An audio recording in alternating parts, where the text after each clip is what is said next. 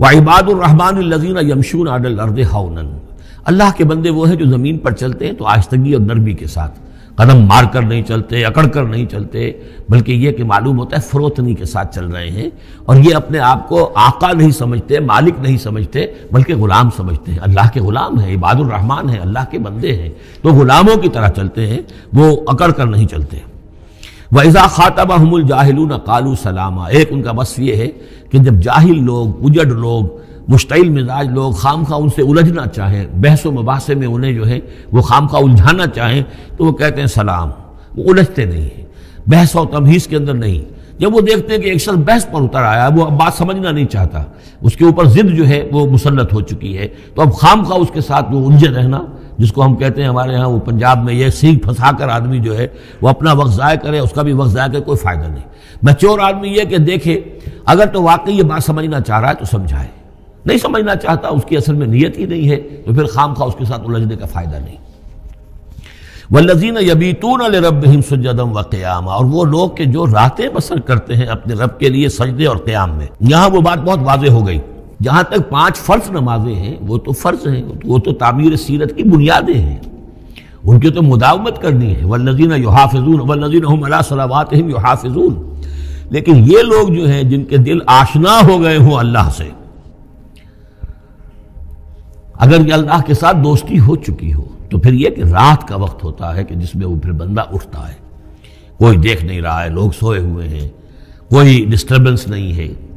خیر ہماری تو آج کل شہری زندگی میں راتوں میں بھی ڈسٹربنس رہتی ہے، لیکن یہ کہ عام طور پر بہرحال دن کے مقابلے میں تو ایک سکون کی کیفیت ہوتی ہے، اس وقت اپنے رب سے راز و نیاز کی باتیں، کبھی اس کے سامنے کھڑے ہیں، کبھی سر بسجود ہیں۔ والذین یبیتون لربہم سجدا وقیاما والذین یقولون، اور وہ کہتے رہتے ہیں سب کے باوجود، ربنا اصرف عنا عذاب جہنم، اے رب ہمارے عذاب جہنم کو ہم سے پھیر دے، دور کر دے۔ یہ سورہ نور میں بھی ہم نے پڑھا تھا کہ وہ ساری شخصیت جو ہے بیان کرنے کے بعد وہ اس کے بعد بھی لرزاں و ترساں رہتے ہیں۔ یوما تتقلب فیہ القلوب والابصار، ڈرتے رہتے ہیں اس دن کے خیال سے کہ جس میں نگاہیں اور دل الٹ دیے جائیں گے قیامت کے دن سے۔ ان عذابھا کان غراما، یقیناً اس کا عذاب جو ہے وہ چمٹ جانے والی شے ہے۔ انہا ساعت مستقر و مقامہ، پروردگار وہ جگہ جہنم جو ہے یقیناً بہت بری جگہ ہے، مستقل قیام کے لیے بھی اور تھوڑی دیر کے لیے بھی۔ جو میں نے عرض کیا تھا کہ دنیا میں بری سے بری جگہ بھی جو ہے اس میں بھی آپ تھوڑی دیر کے لیے جائیں گے تو ریکریشن ہو جائے گی چینج کی وجہ سے،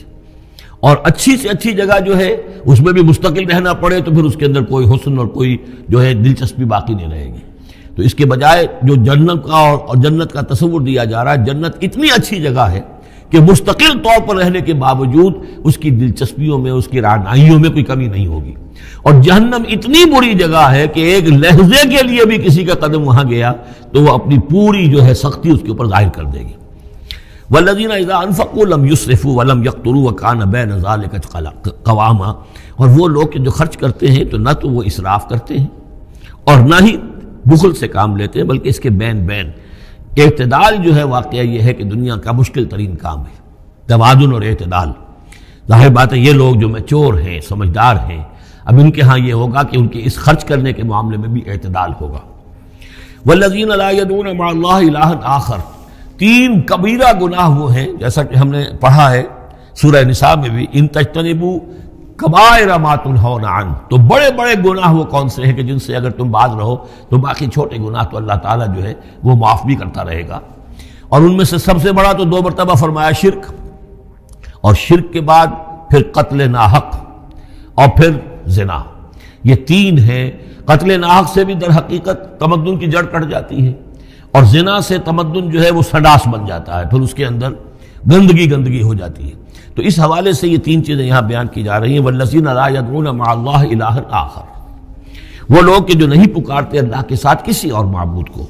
ولا یقتلون النفس التي حرم اللہ الا بالحق، نہ ہی قتل کرتے ہیں کسی جان کو جس کو کہ اللہ نے محترم ٹھہرایا ہے مگر حق کے ساتھ۔ قتل کے بدلے قتل والا معاملہ ہے، یا مرتد کا قتل ہے، یا زانی شادی شدہ کا رجم ہے، جو بھی ہے۔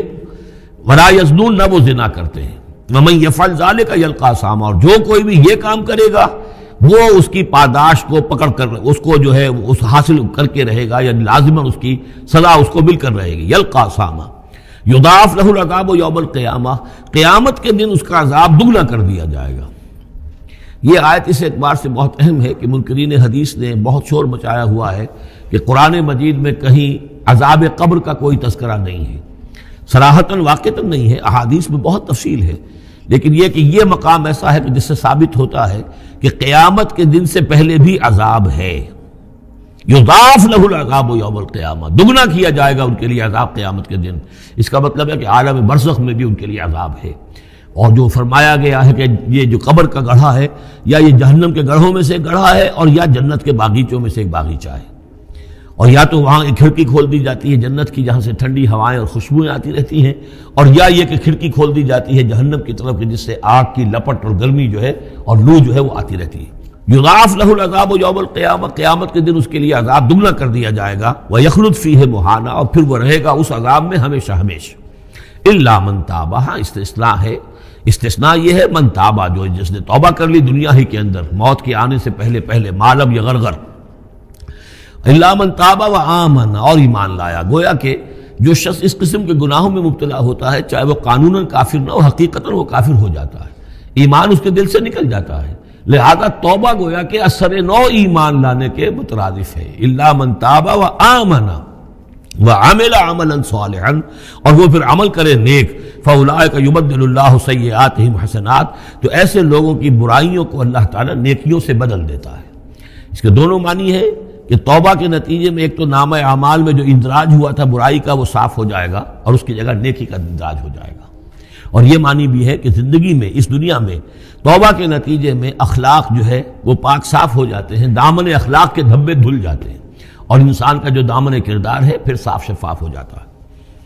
وَكَانَ اللَّهُ غَفُورًا رَحِيمًا، اور اللہ تعالیٰ غفور الرحیم ہے۔ وَمَن تَابَ وَعَمِلَ صَالِحًا، اب دوبارہ تکرار کی گئی، اور جو توبہ کرے اور پھر نیک عمل کرے، فَإِنَّهُ يَتُوبُ إِلَى اللَّهِ مَتَابًا، تو وہ ہے کہ جو توبہ کرتا ہے اللہ کی جناب میں جیسا کہ توبہ کرنے کا حق ہے۔ توبہ کی تسبیحیں ہو رہی ہوں، استغفار کی تسبیحیں ہو رہی ہوں، اور آیت کریمہ کے ختم ہو رہے ہوں 1.25 لاکھ کا اور لاکھ کا، لیکن حرام خوری جوں کی توں جاری ہو، وہ سارے غلط کام ویسے کہ ویسے جاری ہوں، وہ کوئی توبہ نہیں ہے، اس کا کچھ حاصل نہیں۔ والذین لا یشهدون الزور، اور وہ لوگ کہ جو جھوٹ کے پر موجود بھی نہیں رہتے۔ جھوٹ کی گواہی والی بات نہیں ہے یہاں، لیکن جھوٹ کی گواہی تو گویا کہ اس کے اندر خود بخود امپلائڈ ہے، یعنی ان کے اندر صداقت اور حق کے ساتھ اتنی غیرت ہوتی ہے کہ جہاں کوئی جھوٹ کا گزر بھی ہو وہاں وہ اپنی موجودگی بھی پسند نہیں کرتے۔ جھوٹ کا دھندا ہو رہا ہو، جھوٹ کا کاروبار ہو رہا ہو، جھوٹ بولا جا رہا ہو، یہ وہاں پر ان کی غیرت اور حمیت جو ہے صداقت کے ساتھ اور سچ کے ساتھ وہ اتنی ہے کہ وہ وہاں موجودگی بھی اپنی برداشت نہیں کرتے۔ وَإِذَا مَرُّوا بِاللَّغْوِ مَرُّوا كِرَامًا، اسی طریقے سے جب وہ کسی لغو کام کے پاس سے گزرتے ہیں تو اپنے دامن کو بچا کر گزر جاتے ہیں۔ دیکھیے وہاں بھی تھا سورہ مومنین کو شروع کی آیات میں وَالَّذِينَ هُمْ عَنِ اللَّغْوِ مُعْرِضُونَ،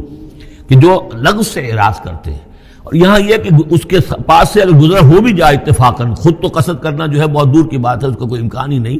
اتفاقاً آپ راستہ چل رہے ہیں اور دیکھ رہے ہیں کوئی مداری کا تماشا ہو رہا ہے، آپ کا کوئی ارادہ نہیں تھا، لیکن وہاں رکیے بھی نہیں، وہاں سے جو ہے اپنے دامن کو بچاتے ہوئے نکل جائیے۔ والذین اذا ذکروا بآیات ربہم، اور وہ لوگ کہ جن کو جب ان کے رب کے آیات کے ذریعے سے نصیحت کی جاتی ہے، سمجھایا جاتا ہے، لم یخروا علیہا صما وعمیانا، تو نہیں گر پڑتے اس پر بہرے اور اندھے ہو کر۔ اس کے بھی دونوں معنی ہیں، ایک تو یہ کہ مخالفت پر اندھے بہرے ہو کر کمر کس لینا، جیسے کہ قریش کر رہے تھے، تو گویا کہ تعریض ہے، ان پر ایک طنزیہ انداز ہے یہ کہ یہ لوگ جس طریقے سے کر رہے ہیں وہ معاملہ اللہ کے بندوں کا نہیں ہوتا۔ لیکن یہ دوسری طرف یہ بات بھی ہے کہ آیات قرآنیہ کو بھی اندھے بہرے ہو کر تو نہیں پڑھنا ہے اور سننا ہے، بلکہ غور کرنا ہے۔ افلا یتدبرون القرآن ام علی قلوب اقفالها، تو کیا یہ قرآن کی آیت پر تدبر نہیں کرتے؟ وَتَدَبَّرُوا فِيهِ لَعَلَّكُمْ تُفْلِحُونَ، تدبر کرو تاکہ تم سمجھو۔ تو اس طریقے سے محض جو ہے وہ قرآن مجید کو بھی اندھے بہرے ہو کر جو ماننا جو ہے اس سے بھی بہرحال عباد الرحمن جن کی یہاں تعریف کی جا رہی ہے ان کے مقام سے وہ جو مقام ہے ان کے مرتبے سے فروتر ہے۔ وَالَّذِينَ يَقُولُونَ رَبَّنَا هَبْ لَنَا مِنْ أَزْوَاجِنَا وَذُرِّيَّاتِنَا قُرَّةَ أَعْيُنٍ، اور وہ لوگ جو کہتے ہیں کہ اے رب ہمیں اپنی بیویوں اور ہماری اولاد کی طرف سے آنکھوں کی ٹھنڈک عطا فرما، یعنی یہ کہ جس راستے پر ہم چل رہے ہیں ہماری اولاد ہمارے گھر والے بھی اسی راستے پر چلیں تاکہ ہماری آنکھیں ٹھنڈی ہوں۔ ایسا نہ ہو کہ میں تو اللہ کے دین کے راستے کی طرف چلنے کی کوشش کر رہا ہوں اور اولاد کسی اور طرف کو دور لگا رہی ہے، تو ایک کشاکش ہے۔ پھر یہ جو صورتحال جو ہے فرکشن گھر کے اندر پیدا ہوتی ہے، تو اللہ تو ہمیں ہمارے گھر والوں سے آنکھوں کی ٹھنڈک عطا فرما، اور آنکھوں کی ٹھنڈک ظاہر بات ہے عباد الرحمن کی کن چیزوں میں ہوگی کہ وہ بھی اللہ کے بندے بنے، اللہ کی بندگی کے راستے کو اختیار کریں۔ وَجْعَلْنَا لِلْمُتَّقِينَ اماما، اور ہمیں متقیوں کا امام بنا۔ اس کا یہ مطلب نہیں ہے کہ یہ امامت کی طلب ہے، بلکہ یہ کہ ہم خود امام ہیں۔ ایک شخص اپنے گھر کا سربراہ ہے، امام ہے، تو اے اللہ جن کے ہم امام ہیں انہیں متقی بنا دے۔ اس لیے کہ ظاہر بات ہے کہ میدان حشر میں جب ہم چلیں گے تو اس ایک شخص کے پیچھے اس کی اولاد چلی آ رہی ہے، اور معلوم ہو کہ وہ تو جہنمی ہے جو چلے آ رہے ہیں، یہ خود تو بہرحال ایک نیک آدمی تھا، نہیں، ہمارے پیچھے جو ہماری نسلیں آئیں اے اللہ انہیں بھی متقی بنا۔ جن کے ہم امام ہیں، جو ہمارے پیچھے ہیں، جن کے کہ ہم دنیا میں جیسے کہ فرمایا ہے، ایک حدیث میں بھی آتا ہے کلکم راعٍ وکلکم مسئول عن رعیتہ، تم میں سے ہر شخص کی حیثیت ایک چرواہے کی ہے، اور اللہ نے کچھ نہ کچھ مخلوق جو ہے اپنی اس کے چرواہے کے حوالے کی ہے۔ تمہاری اولاد ہے، تمہاری بیوی ہے، یہ گھر کنبہ ہے، یہ تمہارا جو ہے یہ گویا کہ تمہارے متبعین ہیں، تمہارے فالوورز ہیں، تو اللہ ہمارے فالوورز کو متقی بنا دے، اور ہماری جو امامت ہے وہ متقیوں کی امامت ہو۔ اولئک یجزون الغرفۃ بما صبروا، یہ وہ لوگ ہیں کہ جن کو بالا خانے ملیں گے ان کے صبر کی جزا میں، انہوں نے صبر کیا۔ ظاہر بات ہے کہ اللہ دنیا میں بے شمار مواقع آتے ہیں حرام خوری کے، ایک بندہ مومن بچتا ہے، بہت سے مواقع پر اللہ تعالیٰ موقع دے کر آزما لیتا ہے کہ ذرا سی بھی اس کے اندر کمی ہو تو پھر یہ نکل جائے کسی غلط راستے کی طرف۔ انسان جو ہے صبر کرتا ہے، جذبات کو روکتا ہے، اپنی خواہشات کو روکتا ہے، شہوات کو تھامتا ہے، ان تمام چیزوں کو سنبھال کر یہ سب گویا کہ پوری زندگی صبر ہے۔ تو بما صبروا اولئک یجزون الغرفۃ بما صبروا، یہ وہ لوگ ہوں گے کہ جنہیں بدلے میں ملیں گے بالا خانے جنت کے ان کے صبر کے عوض۔ وَيُلَقَّوْنَ فِيهَا، ان کا استقبال کیا جائے گا وہاں جنت میں، ان بالا خانوں میں، تحیۃ وسلاما، سلام کے ساتھ اور دعاؤں کے ساتھ۔ خالدین فیہا، وہ رہیں گے اس میں ہمیشہ ہمیش۔ حسنت مستقرا و مقاما، بہت ہی عمدہ ہے وہ جگہ، مستقر کے طور پر بھی، مستقل قیام گاہ کے طور پر بھی، اور مقامہ تھوڑی دیر کے لیے بھی۔ تو یہ گویا کنٹراسٹ ہے، جہنم کو فرمایا ساعت مستقرا و مقاما، اور جنت حسنت مستقرا و مقاما۔ قل ما یعبأ بکم ربی، اے نبی ان سے کہہ دیجئے میرے رب کو تمہاری کوئی پرواہ نہیں ہے۔ یہ نہ سمجھو کہ میں تمہارے پیچھے اپنے آپ کو ہلکان کر رہا ہوں، تو میرے رب کو کوئی تمہاری ضرورت ہے؟ میرے رب کی کوئی ضرورت اٹکی ہوئی ہے تمہارے بغیر، وہ بات پوری نہیں ہوگی؟ یہ چھپر تم ہی اٹھاؤ گے تو اٹھے گا، ورنہ اٹھ نہیں سکتا، یہ نہ سمجھو۔ قل ما یعبأ بکم ربی لولا دعاؤکم، اگر نہ ہوتا تمہیں پکارنا۔ اللہ نے یہ بات اپنے ذمے لی ہوئی ہے کہ تمہیں خبردار کر دیا جائے۔ اللہ تعالیٰ وما کنا معذبین حتی نبعث رسولا، ہم عذاب نہیں بھیجتے رہے جب تک کہ رسول کو نہ بھیج دیں، اس لیے مجھے بھیج دیا ہے، میں لگا ہوا ہوں اس کے حکم سے، میں تمہاری گلیوں میں بھی تمہیں سنا رہا ہوں، تمہارے گھروں میں جا کر تم سے بات کر رہا ہوں، اکیلے بھی بات کر رہا ہوں، ڈنکے کی چوٹ بھی کر رہا ہوں، لیکن یہ نہ سمجھو کہ کوئی اس میں میری غرض ہے یا میرے رب کی کوئی ضرورت ہے۔ قل ما یعبأ بکم ربی، میرے رب کو تمہاری پرہکا کے برابر کوئی وقت تمہاری نہیں ہے ان کے نزدیک، لولا دعاؤکم، اگر نہ ہوتا تمہارا پکارنا۔ فقد کذبتم، تو دیکھو تم نے جھٹلا دیا ہے، فسوف یکون لزاما، اب عنقریب یہ تمہارے ساتھ چمٹ کر رہے گا، یعنی یہ کہ اس کا جو عذاب ہے، اس کی جو پاداش ہے وہ تمہیں مل کر رہے گی۔